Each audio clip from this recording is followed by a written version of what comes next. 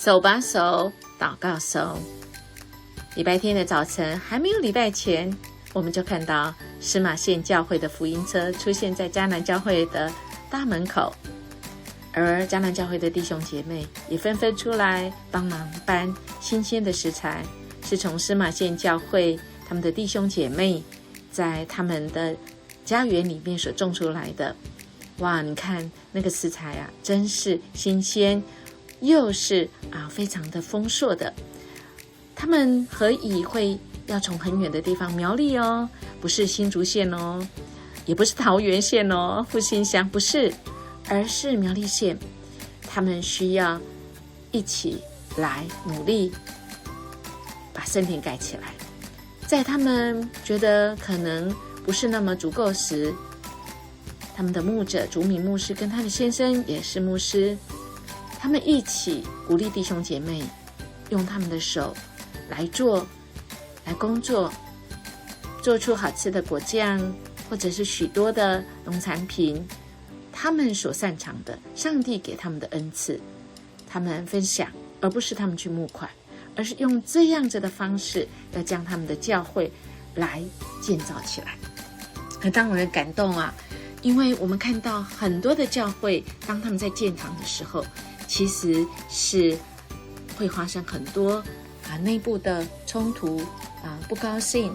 一点点小小事情我们越亲密的人越是常常在那边冲突。所以在帖撒罗尼迦前书就提到来提醒我们要谨慎，无论是谁都不可以恶报恶，或是彼此相待，或是待众人，常要追求良善。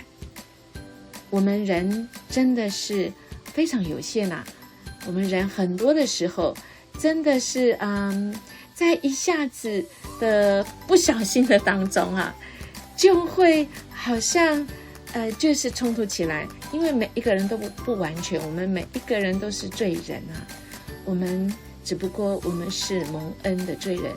蒙主赦罪之恩的，所以在很多的事情上面，有时候我们没有办法那么一致，因为神没有给我们是统一的脸孔，统一的个性，但也因为我们不一样，我们是独一无二，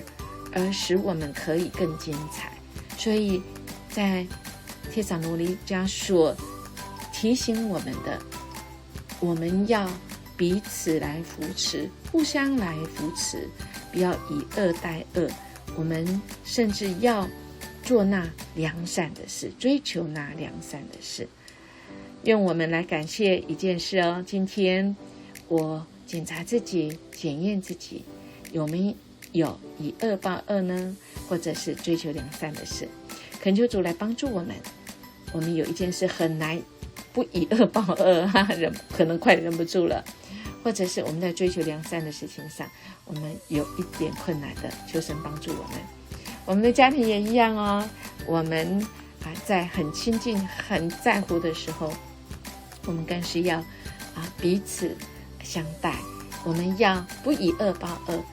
要追求那良善的事。手牵手祈祷的手。